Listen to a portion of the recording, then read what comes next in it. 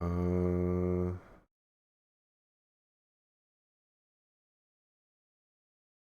just, well, I haven't changed anything. It just feels weird that my desktop volume is set to that, but that's what it's supposed to be. And wow, we left off exactly where I saved. Excellent. All right, uh, probably best we press on then. I've already prepared the next philosopher. He should present an interesting contrast to the others. All the philosophers so far have been pretty different. True, but this one perhaps more so. What, is he not human? A talking deer or something? Give me but a moment to retrieve him and you'll find out.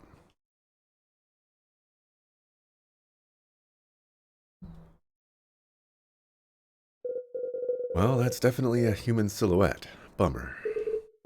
Who are you? Why are you standing in the shadow of that pillar?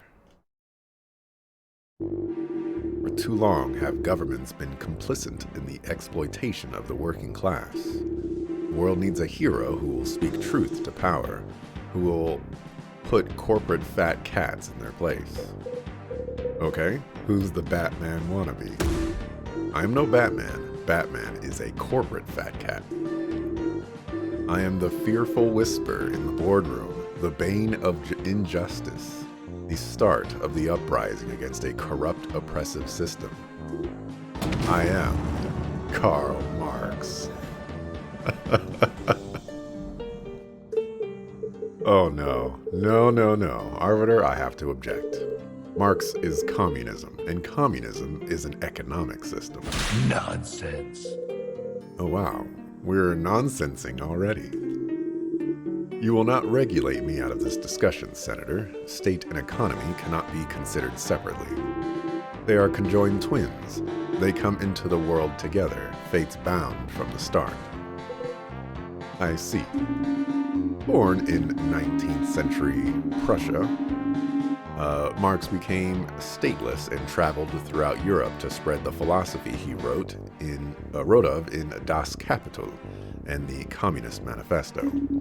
His ideas became a flashpoint in the Cold War with communism an ideological goal of the Soviet Union. You already have some familiarity with my ideas, impressions no doubt shaped through the lens of that conflict.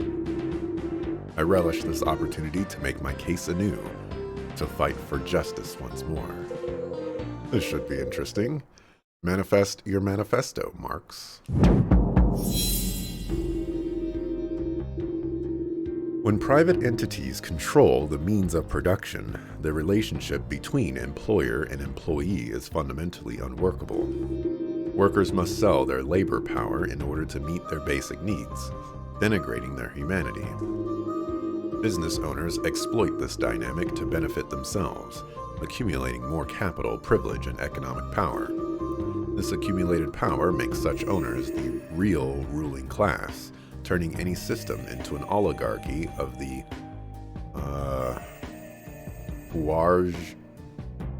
I've heard this word said before. I just can't pronounce it. Like bourgeois, something similar to that, or bourgeoisie. So it's clear we need communism. Bourgeois? Bourgeois? Maintaining communism requires rethinking society. Maintaining society requires rethinking capitalism. Otherwise, all systems become mere tools for the bourgeois. Bourgeois. I'm gonna go with bourgeois. Bourgeoisies. Yeah, define these words you keep using. Okay, could we review these terms, just to make sure we're on the same page? We will start with communism itself, as no one from your time seems to know what it means. Under capitalism, only those with wealth can purchase and control the means to produce goods. Communism seeks to have those means belong to all. An oligarchy is a small group of people who control everything. Oligarchy of the rich means the wealthy are the true puppeteers. The proletariat is the working class, those who sell their labor and manpower to survive. And the bourgeois are the property and business owners who have the resources and will to purchase the labor of others. Hey. Bourgeoisie. See, I was actually kind of close. So that's how it's pronounced. Always said Bourgeoisie. How come no one ever corrected me, Arbiter? It was amusing.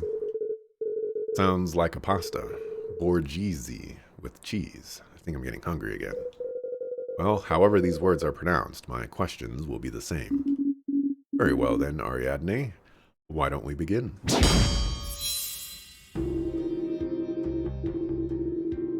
Alrighty. When private entities control the means of production, the relationship between employer and employee is fundamentally unworkable. Clarify. Those who control the production of essential goods have unchecked power over workers. If this were a game of chess, they would start with almost all of the pieces. Bourgeoisie, OP, please nerf. What? Nothing. Carry on, Marx. I'm willing to define my terms. Why won't you? Okay, fine. In games, something is OP or overpowered when it has an unfair advantage. A nerf is what you apply to make something weaker, like replacing bullets with nerf bullets. Do I have to explain what a nerf gun is, too? Ari, why are you such a freaking nerd? I see. Then yes, the bourgeoisie must indeed be nerfed.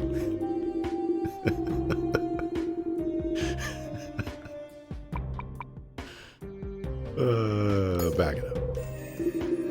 When you work for someone, your livelihood is in their hands. They determine how much you are worth, and whether you can work at all. Even if the employer attempts to be kind with this power, they are in the dominant position. And kindness is hardly rewarded by the system. Owners who fail to maximize their gains are doomed to be overtaken by more ruthless entrepreneurs. And connected.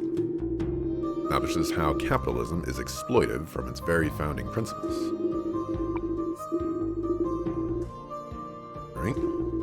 Workers must sell their labor power in order to meet their basic needs, denigrating their humanity. Thereby, labor power is the capacity to work, one's health, strength, and mental fitness. Under capitalism, workers must sell all this and more to earn a living. Or what is the value of health and mind beyond its going rate on the free market? This reduces them to numbers, to cogs, drowning their humanity in the icy water of egotistical calculation. We haven't really got into, much, but this guy is spitting when it comes to capitalism. Back it up. In capitalism, if you don't work for those who control capital, you don't eat. Even if you do work, you still may be unable to eat if your pay is insufficient. But workers have no choice, no alternative. They must grovel and kiss up for the chance to survive. But what about when the pay is sufficient? Higher wages only lengthen the chain on the wage worker, relaxing the tension of it. They do not change the fact that the chain is still there. Connected. It shows that the imbalance in power is unacceptable, degrading, and humiliating. Okay. Business owners exploit this dynamic to benefit themselves, accumulating more capital, privilege, and economic power. Clarify.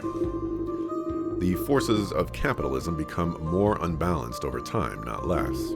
Entrepreneurs will only acquire more wealth on the backs of their workers. Back it up. Business owners do not return the benefits of surplus capital earned from labor to the laborers. No, a significant portion goes towards investments, expanding already expansive businesses. So they accrue more power and more ability to limit and control the proletariat. Trickle-down economics. Wealth doesn't obey gravity. Wealth trickles up. And connected. This establishes that the power dynamics of capitalism will only worsen over time. This accumulated power makes such owners the real ruling class, turning any system into an oligarchy of the bourgeoisie. Clarify.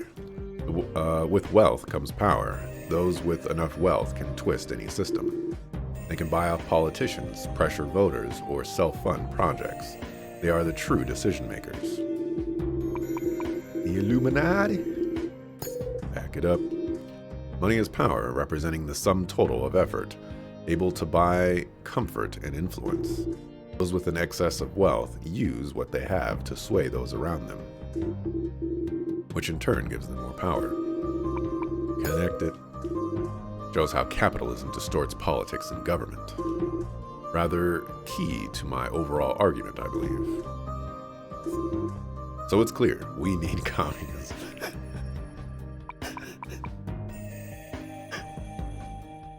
Just going for the gut on that one. Man is definitely thinking of applying bullets to nerf them. With wealth comes great responsibility. Something like that. Is the game quality debatable? I'm just gonna move on, Mr. JRPG. I will say that one is actually better than it sounds, because like not only is it a pun, but it's kind of like a double entendre too. It's you know, if Dante came to me with that in one of his verses or something like that, you know, I'd be like, I'll let that one go. All right, clarify why we need communism, Mr. Karl Marx. I understand asking for clarity on longer statements, but this one is only 6 words. I could scramble them for you. Use some synonyms. No, I think I'm good. All right, back it up. Is this not the natural conclusion of everything I've said up to this point?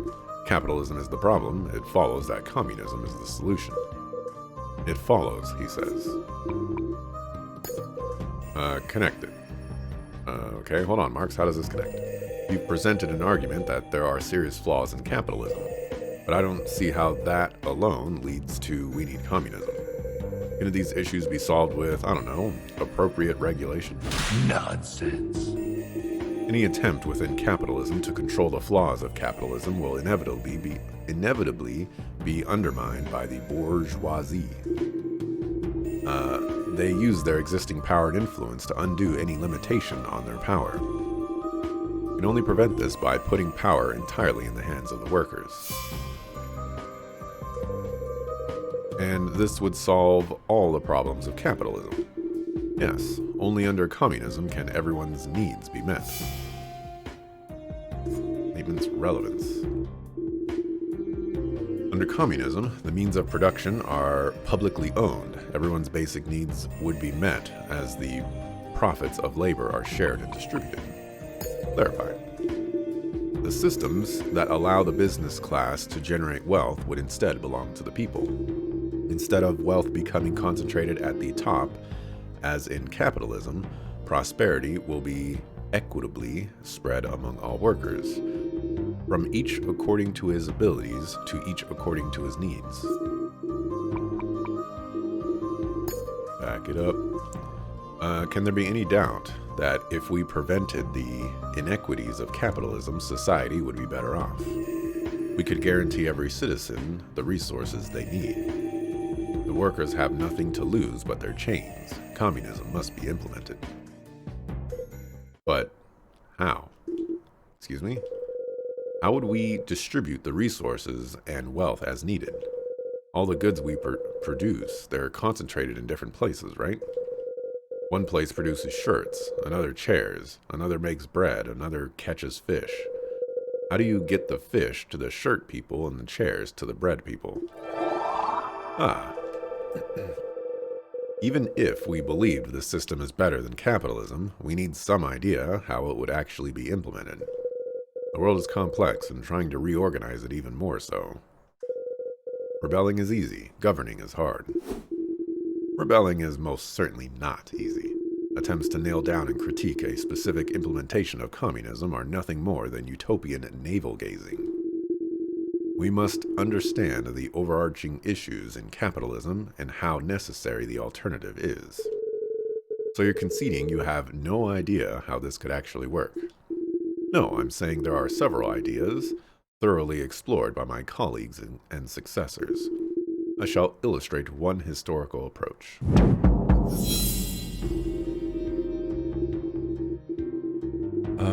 Those most in tune with the spirit of the revolution must form the vanguard party to lead the people and defend them from the class enemies. A council of workers chosen from qualified groups will inform the vanguard what is best for the proletariat. All industry and trade will be nationalized, coordinated to meet the needs of the populace. The vanguard party will also be responsible for the political education of the public to dispel the cultural status quo taught by the bourgeoisie. Thus, a successful communist state will be established. Sounds a lot like capitalism. You see,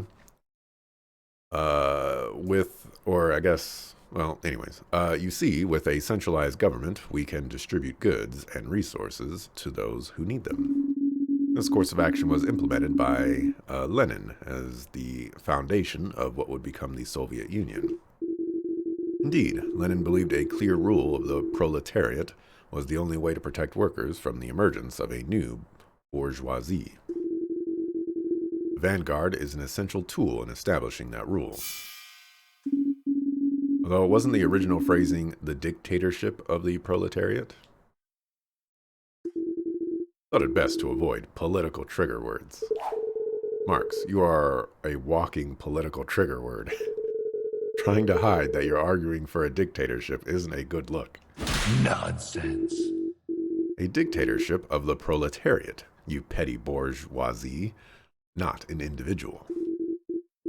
Absolute power, yes, but in the hands of the workers. I'd like to ask some questions about that. Very well, I can assume the mantle of Lenin for a bit longer. Let the navel-gazing commence. Love it when characters roast you. Didn't even explain what communism is. I think that was one of the very first things. I asked him to, I can't scroll faster. I asked him to clarify, define these words.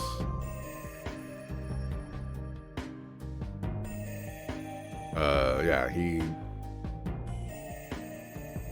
he explained it this way by saying what capitalism is, and then communism is basically not that, and then yeah, he explained it like that. All right, those most in tune with the spirit of the revolution must form the vanguard party to lead the people and defend them from the class enemies, or from class enemies. To clarify, a core group must lead the fight to overcome the entrenched bourgeoisie. Lenin called this group the vanguard. They are tasked with constantly inspiring and protecting the workers on their journey to liberation. So, an ideological scouting party, a fully armed ideological scouting party. Back it up. Early on, any communist state will be delicate. Some people step up to defend it.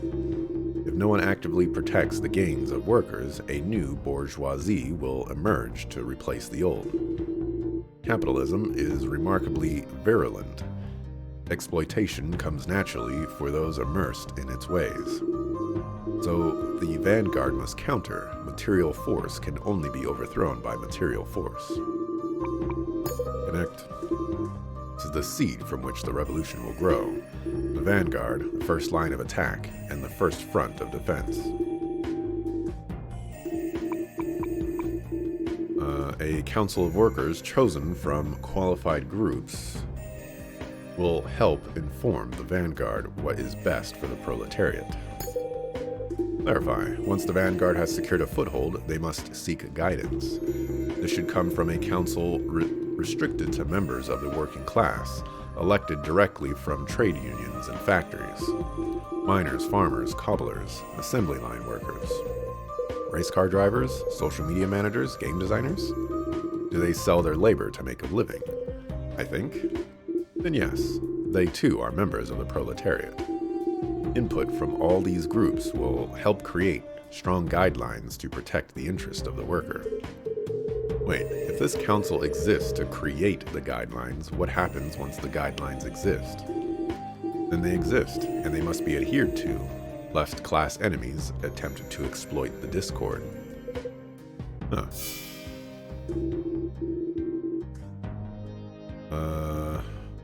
Council of workers chosen from qualified groups will help inform the vanguard what is best for the proletariat. Back it up. Vanguard's focus on organizing the revolution separates them from those working in the fields. Establishing a council is essential to ensure their efforts remain aligned. Connect. This explains how the revolution will involve the whole of the proletariat.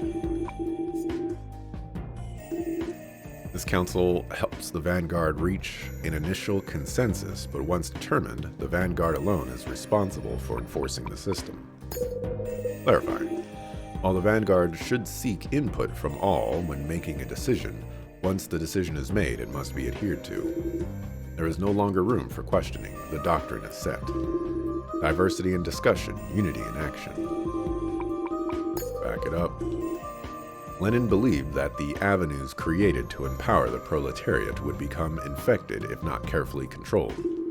Discussion could be a tool for class enemies to reassert themselves, plant conflicts that serve their own interests.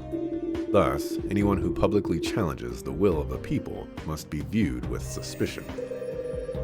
And the vanguard decides if someone is a class enemy challenging this will. Correct. How classy. Connected. This establishes how the vanguard will evolve over time, cementing the will of the people. With their will. Indeed. All industry and trade will be nationalized, coordinated to meet the needs of the populace. Clarifying? Nationalizing industry means taking production out of the hands of industrialists and into that of the state. By cutting off the avenues capitalists use to benefit only themselves, you can redirect those efforts to the benefit of the people. Back it up. A nation is a large, complex affair, but when the state controls the resources, they can efficiently distribute them to the people. Nonsense! Seems bold to assume the state will be effective at managing resources. Soviet Union saw famine and long lines during its so-called planned economy. Historical context is useful, but we should not be chained to it.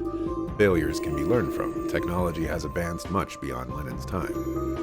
We can still posit the state is best able to distribute goods as needed.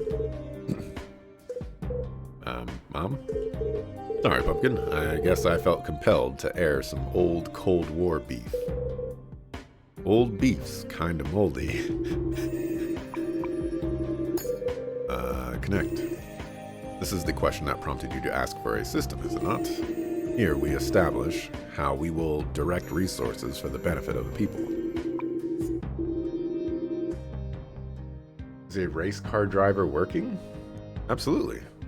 It's like being a race car driver is kind of like being an actor. You're being paid to perform something, whether it's driving or acting on a stage, a play or whatever, or a movie. You know, they be working. They train, you know, and all that stuff. I don't know if they get paid, you know. I don't know if they have a 9-to-5 job, but you know, that'll be interesting. The Vanguard Party will also be responsible for the political education of the public to dispel the cultural status quo taught by the bourgeoisie. Clarify. Capitalism is not just an institution of bureaucracy, it is an institution in our minds. Active efforts must be made to undo this sinister programming. Reprogramming people sounds awfully sinister in itself, Marx. That's the programming defending itself. This means teaching workers they have inherent value, that they shouldn't sell their labor to oppress, or to oppressors for a day of bread. It may be an uncomfortable process, but it is necessary to fix the damage immersion in capitalism. Fix the damage immersion in capitalism can do.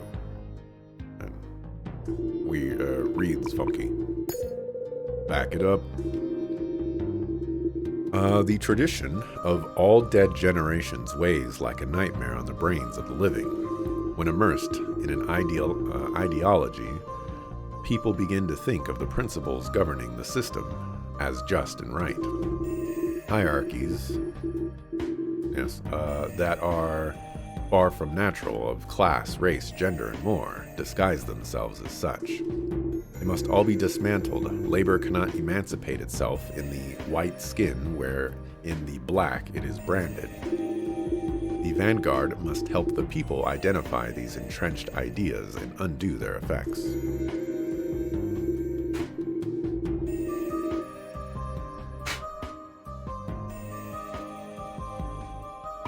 Connected. This explains how the last vestiges of the old system can be removed.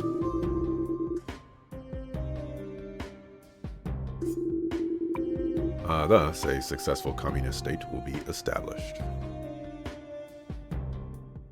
Verified. If all I have described is accomplished, all major obstacles to a communist state have been demolished. Back it up. Steps I have described lead us to this end. First, we lead the people in revolution. We established a framework to protect the power of the workers. We seized the resources for the people, robbing the capitalists of their ability to subvert them, and cleansed our minds of the corrupt hierarchies of the past. In this way, communism will become the standard, no longer a precarious thing that must be defended at every turn. Establish a communist state in 4 easy steps. Connect. This is a reminder of our goals, where all roads should lead. Alrighty.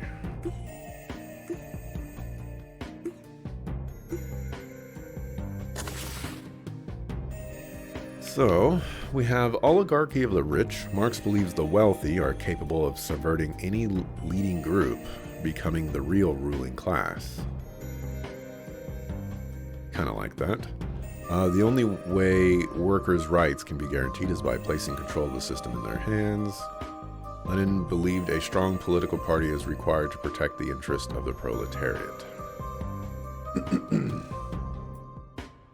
Now is the vanguard party with oligarchy. Oligarchy is what I'm leaning towards.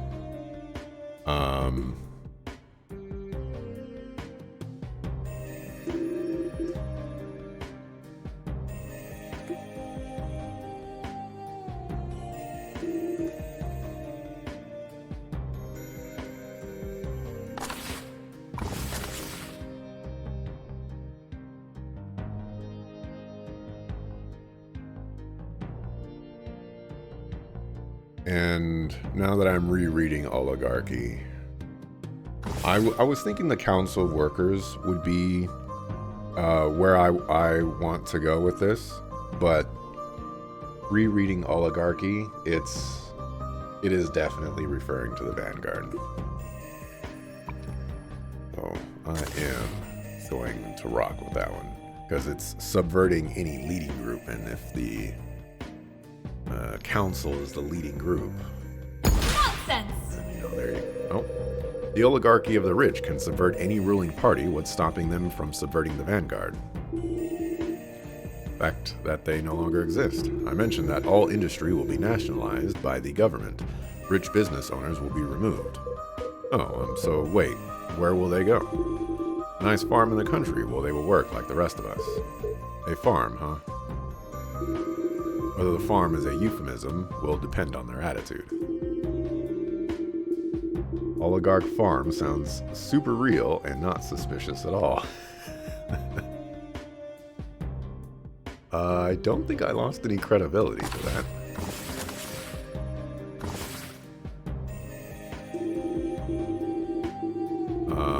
But maybe... Alright, so maybe my original idea was correct here. This council helps the Vanguard reach an initial consensus, but once determined, the Vanguard alone is responsible for enforcing the system. Maybe oligarchy of the rich goes there.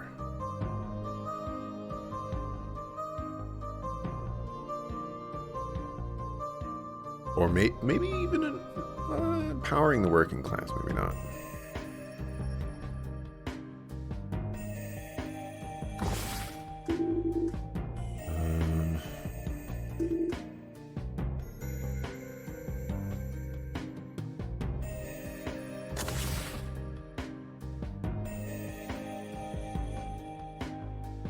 Oligarchy of the rich could go here as well.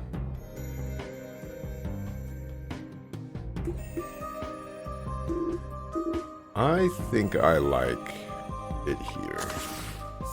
Nonsense! Dang it. Oligarchy of the rich can subvert any ruling power. It's not gonna...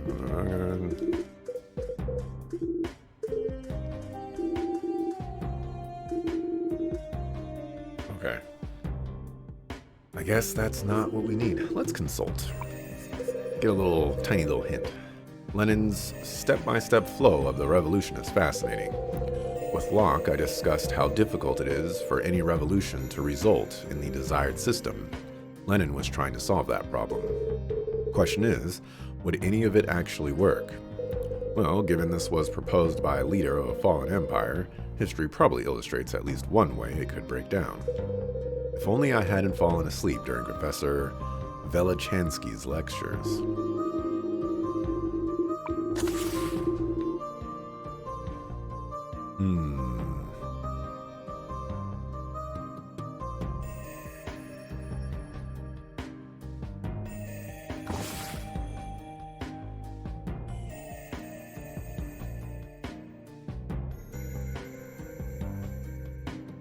Who's the Vanguard Party?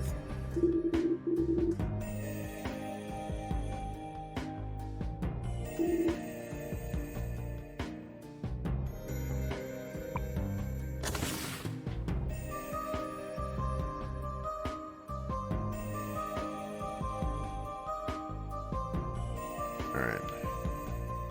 Empowering the working class feels like the right choice now.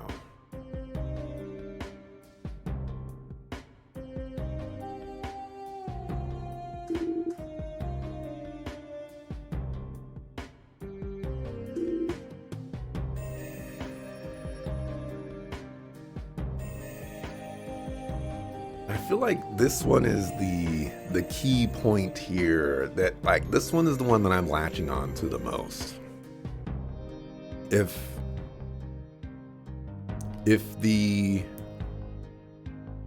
political party that is charged with enforcing all of the rules is also in charge of educating, I feel like there's a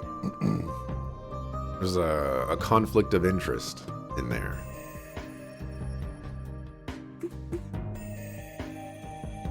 But I also feel like here could work as well.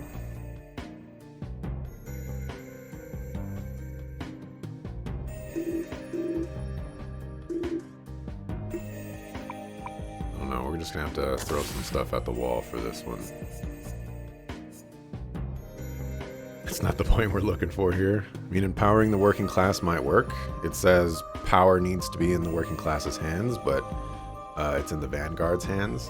The problem is we don't know who who comprises the Vanguard is my problem with using it, but we're gonna try it here. Nonsense! Alright. Marx. Putting the Vanguard in charge of education seems incredibly dangerous. That small group becomes corrupt. Education could become nothing more than self-aggrandizing propaganda. Nonsense.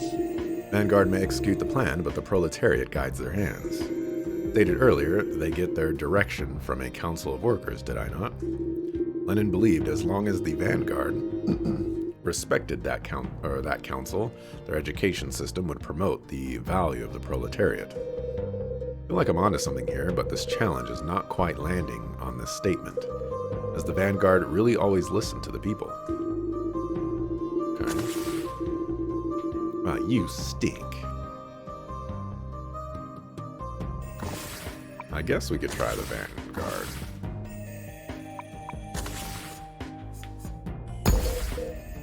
Mark this, Marx. Mark what? What point are you trying to make?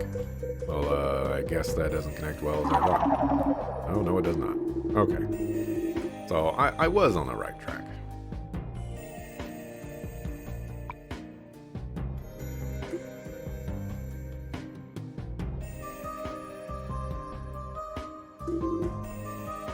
Alright, so I guess it's gonna be this one?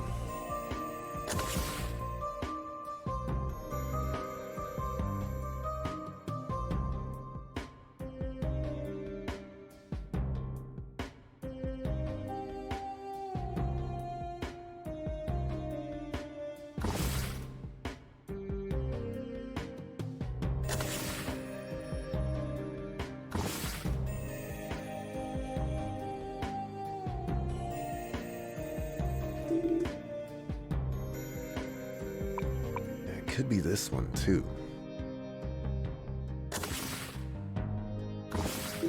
Let's see, I just used it on that. I have some credibility. This one's a tough one.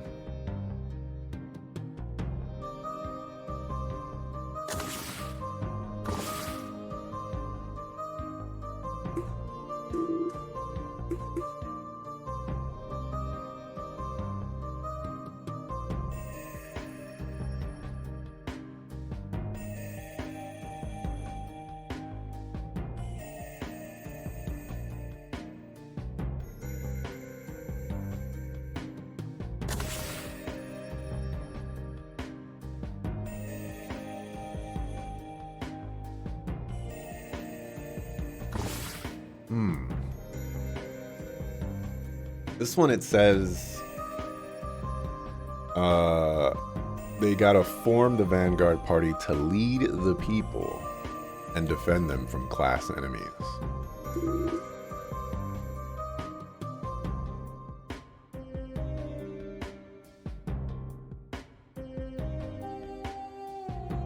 There's so many things to latch onto, and so little. Let me see. Let me get verification on this.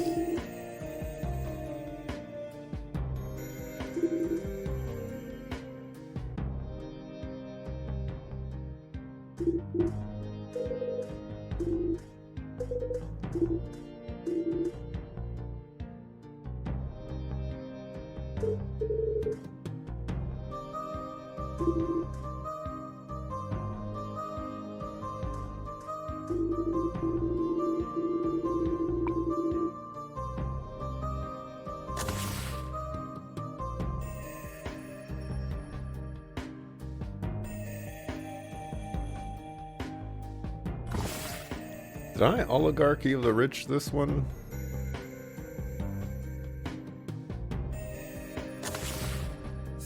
Nonsense! I did.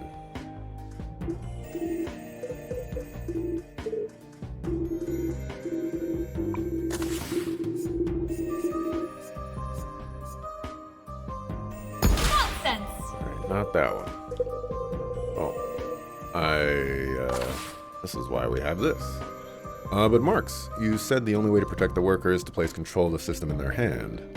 Appointing a vanguard seems to directly contradict that. Nonsense. See what you're getting at, but I do not believe Lenin would. Lenin would say, this statement makes it clear the vanguard will extend the people's will. Now, if you were to find a crack in that ideal,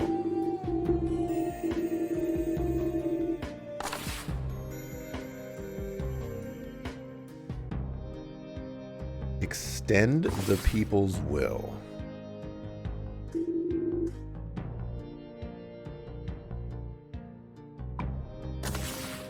Well, it'd have to be this one then. Nonsense! Listen up, Lenin. Don't. I am still Marx. I have no desire to participate in debate roleplay like the Arbiter. I wish only to represent my colleagues, not become them. Feels like a lack of commitment. No, I can respect that. From the top, then. Nonsense! Marx, over and over you've said power must stay in the hands of the workers. But Lenin's agents of the people are highly suspect. Everything workers want has to go through them. The vanguard supposedly interprets and enforces the will of the people from the discussions. But what limits interpretations that give them more power? A morally bankrupt vanguard could straight up lie, smearing workers who protest as capitalist agents. No matter what they do, they have an excuse. All for the people, right? Destroy him, Adney. Metaphorical violence only, please. But yes, well observed. Is that the extent of your remarks, Marx? Without any checks on their power, the vanguard could demand anything. They could demand obedience. They could demand tribute. They could even demand you shave that beard. This dictatorship of the proletariat becomes a plain old vanilla dictatorship. The workers have no real power at all. They're all valid observations, Ariadne Jones. Conflicts we saw throughout Lenin's career accelerating during the rise of Stalin. Leon Trotsky called this the degenerated worker state, a state in which the working class's democratic control has fallen into the hands of bureaucrats. And of course, he was exiled and assassinated for making such an observation. Worse still are distorted workers' states, such as North Korea, in which the worker never had any real control at all. Such bureaucrats see the world as a mere object of their action. Well, there we have it. Nonsense. You go too far, Senator. Using such failures as an indictment of all communist systems requires a reductionist view of the complexities of humanity and politics. It disregards the influence of specific individuals, environmental or cultural factors. Plenty of democracies struggle. Capitalism has faltered many times, yet the petty bourgeoisie still defend such systems. Ultimately, though, the structure Lenin created was ripe for abuse. There is a clear opening for oppression to take a new form. But systems can be iterated on, changed, while the core goals remain. Let us examine a different approach of the communist ideal, one starkly different from that proposed by Lenin. That's the point you wanted? I was also trying to get to that point. It was like, it was one of those things where it's like, I feel like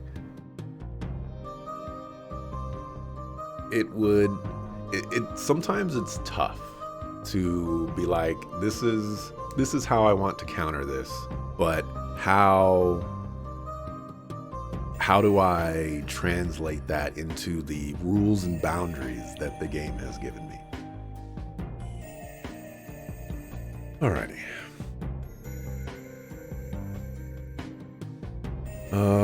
Advances in technology and automation have enabled workers to harvest a bounty plentiful enough that none need go without. We are denied access to these ample riches only because it serves the interests of shareholders and middlemen. But all our advances are the result of collective effort, so production should be operated but not controlled by those skilled in the field. Goods and services can instead be governed by humanity's innate desire to provide mutual aid. Thus, communism can exist, free of any state. The economic goal is the same, but the structure couldn't be more different. Communism is the riddle of history solved, and knows itself to be the solution. But there are many paths, trod and untrod, we could take to our goal. This is the approach described in Kropotkin's writings, correct? Indeed, in The Conquest of Bread, Peter Kropotkin laid out the core principles of anarcho-communism. His approach is less implemented than Lenin's, though it was a central philosophy during the Spanish Civil War. Probably less implemented because it's somehow even less viable. We've come full circle, back to Confucius's dream of everything working out if people were just nice to each other. You said you didn't hate Confucius. He had some nice thoughts, but you know what? Let's not repeat ourselves here. Go and ask your questions, Adney.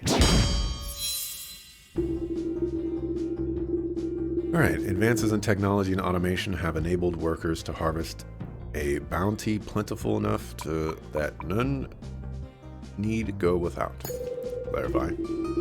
Kropotkin was referring to the advances of his time, the plow, the engine, irrigation. Each increased humanity's ability to produce 100-fold. Over the last century, technology has advanced even further.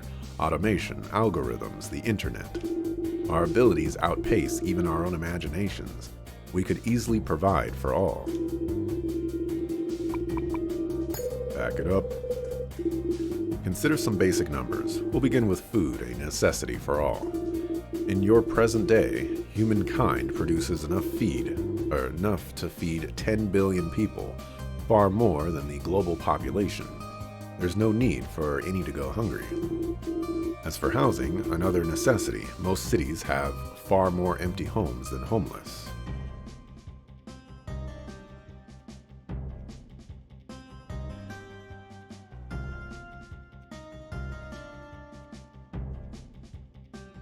I don't know about that one. People are denied a roof over their heads only because landlords attach prices most cannot afford. That one, I can agree with. But even if that's true now, the world's changing. Won't we eventually exhaust our food supply and housing? Such has been predicted for decades. Our advances have always been greater still. I guess we can't really prove the future. Would be nice if he's right about this, though. Connect. Or establishes the abundance of resources that makes anarcho-communism possible. We are denied access to these ample riches only because it serves the interests of shareholders and middlemen. Clarify. In capitalism, those who control production are incentivized to throttle distribution. It is better for them to hoard resources than share them. Maybe they're stocking up for the final boss. Those who control production are the final boss. Back it up. About a third of global food production is lost or discarded as unsold. Lost food would be a factor in communist societies as well, but as for food left unsold, these supplies are not distributed only because it would decrease the value of those who control them. Why give food away, the executive says. If I give goods away, fewer people will buy them. Through their efforts, our sources of wealth, by some strange spell, are turned into sources of want. Artificial scarcity. Some strange spell. Don't let the arbiter hear all this magic talk. The only thing worse than wizards, business wizards. Connected. It establishes why we have not already seen the elimination of societal ills under capitalism. Okay. But our advances are the result of collective effort. So production should be operated, but not controlled by those skilled in the field. Clarify. No matter what the business owner claims, nothing in this world is the product of one person. Everything is built on all that came before, so it should belong to all, with those most capable overseeing production. Back it up. Many capitalists and liberals, Locke for example, believe owning something is the result of mixing your labor with it. Accepting that definition, can anyone truly say they create what they create is the result of their labor alone? All our efforts use technology and ideas built upon the collective efforts of the human race. You build products from materials gathered and refined by a long chain of individuals, transported on trucks, planes, and boats built by more. Well, theoretically, everyone in that chain was paid for their contribution. Even when true, that amounts to a few coppers to demean us and justify severing us from the whole. All comes from all, so all should be for all. Connect. This shows why it is immoral on a fundamental level for resources to be controlled by anyone. Goods and services can instead be governed by humanity's innate desire to provide mutual aid. Clarify. Mutual aid involves people coming together, freely exchanging and trading to meet each other's needs. With nothing restricting ownership, there is no need to compel or manage distribution. The required transfers will happen over time. Back it up. Cooperation has always been key to our survival as a species, ingrained in our very instincts. So when everyone is known to have a right to everything, people can freely request what they need of one another. Blankets for the approaching winter, umbrellas for the rainy season, wood and bricks for houses. Even luxury goods will be made through the free collaboration of various experts, like your video games and comic books. And when people request something they need, they get it. If your own needs are provided for, why would you inhibit the needs of others?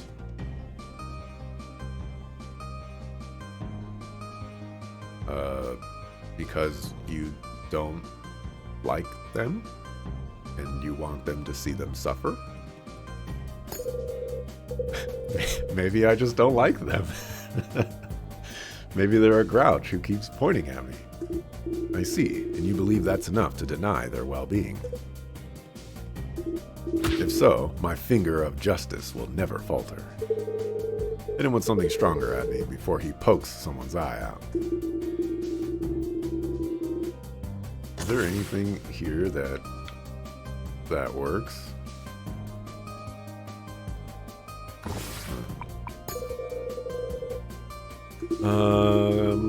Connected. This clarifies what separates anarcho-communism from Lenin's model. Instead of the state controlling everything, the people themselves do. Thus, communism can exist free of any state. Clarify. If the danger of Leninism was the state becoming tyrannical, there can be no better alternative than having no state. Back it up. Everything up to this point supports this statement. By following the steps Kropotkin laid out, we can organize a communist society without a central authority. Just that easy. Connect. This is my overall point. Okay. Alrighty.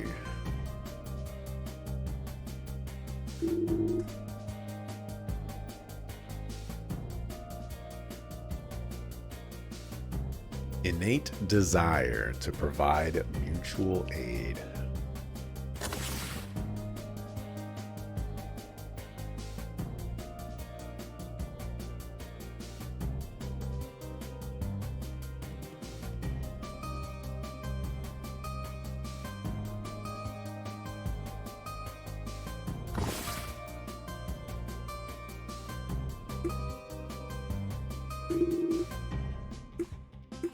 We got artificial scarcity out of this one.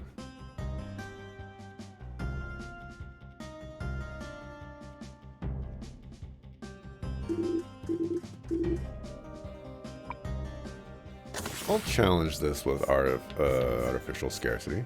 Nonsense. Marx, can we review how business owners deal with excess production? Of course, they hoard the surplus. And why would they do this? They believe it better to limit the supply than provide goods to those who cannot pay. This is one of the major sins of capitalism.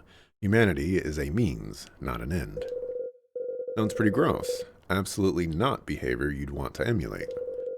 Pity, anarcho-communism, falls into the same trap. What? Marx, the ideal here is that no one controls distribution, that all necessary exchanges happen through mutual aid. That also means no one's checking the process, no one's making sure it's fair. Each and every transfer is individually negotiated, and in all negotiations, self-interest is in play. Nonsense. There's no need for self-interest when resources are abundant. When you have 1,000,000 blankets, what do you gain by refusing to trade 1 or even 100? Nonsense. Can you honestly say, with all the random things that happen in the world, we'll never be short of something we need? Medicine for an outbreak, fuel for an outage, baklava for a wedding. Well, actually don't bother, because you established ample resources do nothing to stop such manipulation. When true scarcity is eliminated, people invent some to give themselves an advantage. Just like in unfettered capitalism, free trade is the secret core of anarcho-communism. And with the same core comes all the same pitfalls. Nothing stops me ignoring the public good for my own sake. Nothing stops me holding up resources to get more out of my fellow comrades. And nothing stops the emergence of a new bourgeoisie, one that subverts the system through clothes instead of through money. Kropotkin might just break the oligarchy of the rich, but who can break the oligarchy of the stitch?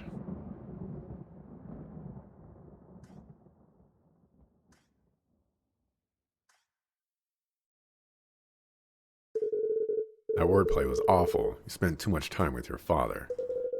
I can produce terrible wordplay on my own, mother. Terrible wordplay, yet solid arguments. Indeed, I will have to share your assessment with Kropotkin at the next Communist Party. Capitalism's insidious roots are difficult to purge. Its resilience is almost admirable. So you admit it's the stronger system. Resilient does not mean good. Tell me, Senator, even if capitalism remains the preferred system of the world, what will happen as machines replace more and more jobs? Manufacturing has long been dwindling. Soon, trucking, farming, analytics, all will be automated. Would you condemn those who perform these roles to poverty? If they retrain for other fields, will those fields not be flooded beyond capacity, the supply of labor far outstripping demand? The production of too many useful things results in too many useless people.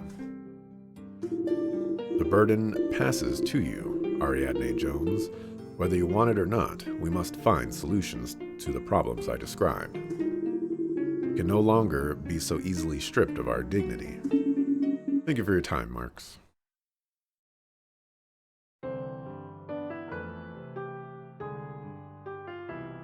Right, that's Mark.